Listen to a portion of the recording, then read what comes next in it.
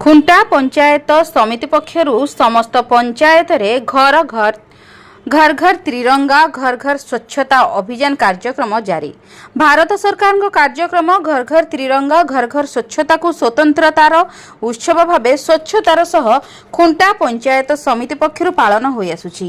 एही कार्यक्रम ता 8/8/2025 रु आरंभ होई 15/8/2025 रेख स्वाधीनता दिवस पर्यंत जारी रहिबो।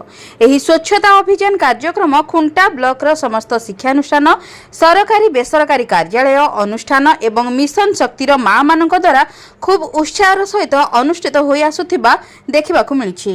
सरकारଙ୍କର एही घर घर त्रिरंगा घर घर स्वच्छता कार्यक्रम को खुंटा पंचायत समिति पक्षरु लक्ष्मणा साही डुकुरा बांगरा बासीपिठा बड़ फेणी बड़ पथरा भोला गड़िया डेंगाम बाहानड़ा गड़ीगाँ बिसीपुर धानघेरा एवं करकचिया आदि 14 गोटी पंचायत रे पंचायत अधिकारी मानक प्रत्यक्ष तत्वावधान अनुष्ठित होईछि।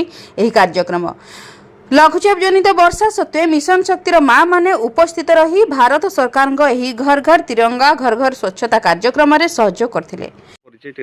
सर जहराय group SG group president Sukumari Madi कहूँ लोकनाथ साई पंचायत रु। अच्छा तालकी हाट बस स्टैंड ये तालकी छक बस स्टैंड आई साइड जेतकी हमर सफा सुतरा करके हमको बहुत खुशी लगुଛି।